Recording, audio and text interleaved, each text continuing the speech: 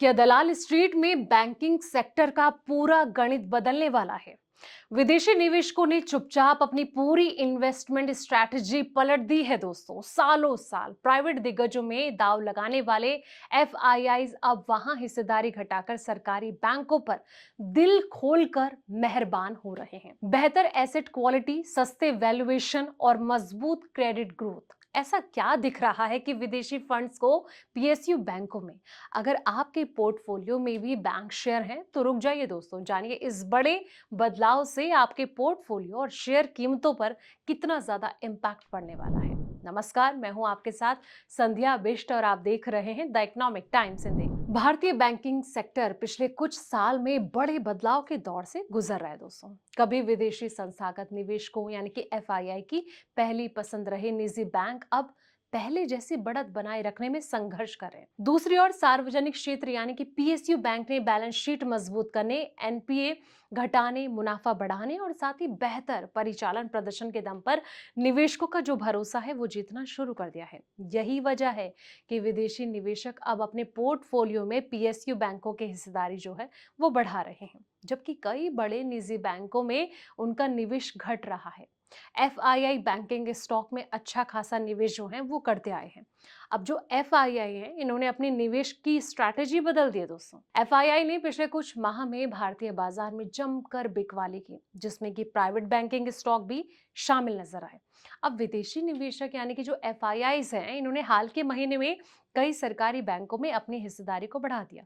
और खास बात तो यह है कि ये निवेश केवल बड़े पीएसयू बैंकों तक सीमित नहीं है, बल्कि ज्यादातर छोटे सरकारी बैंकों में भी ये हिस्सेदारी बढ़ा रहे हैं।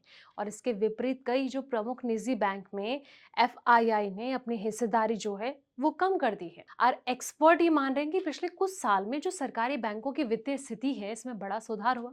ज्यादातर पीएसयू बैंक ने अपने एनपीए को काफी हद तक कम कर दिया, जिसमें कि उनकी बैलेंस शीट पहले की तुलना में बहुत ज्यादा स्ट्रांग और हेल्दी हुई है। और इसके साथ ही इन बैंकों के प्रॉफिट और रिटर्न ऑन इक्विटी यानी कि जो आर ओ ई में भी लगातार सुधार देखने को मिला है। और दूसरी ओर कई सरकारी बैंक अभी भी काफी अट्रैक्शन वैल्यूएशन पर कारोबार कर रहे हैं, जिससे कि उनमें निवेश की संभावनाएं बेहतर दिखाई देती हैं। वहीं निजी और जो सरकारी बैंकों के प्रदर्शन की बात करें तो इसके बीच जो बड़ा अंतर है, पहले देखने को मिला था, वो अब काफी ज्यादा कम हो गया दोस्तों। और इसी कारण निवेशकों का ध्यान उन निजी बैंकों से भी हट रहा है जो अभी भी ऊंचे वैल्यूएशन पर कारोबार कर रहे हैं।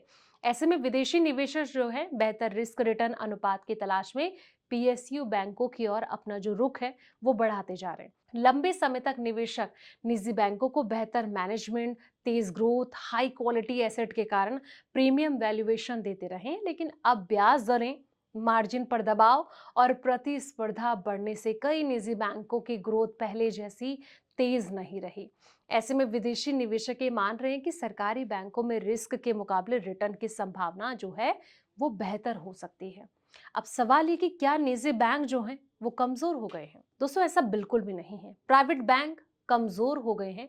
कई बड़े ब्रोकरेज और एसेट मैनेजमेंट कंपनियां अभी भी लंबी अवधि के लिए चुनिंदा निजी बैंकों को मजबूत निवेश ऑप्शन मानती हैं। उनका ये कहना है कि बेहतर क्रेडिट ग्रोथ, मजबूत डिपॉजिट फ्रेंचाइजी, स्थिर एसेट क्वालिटी के कारण निजी बैंक आने वाले समय में फिर बेहतर प्रदर्शन कर सकते हैं।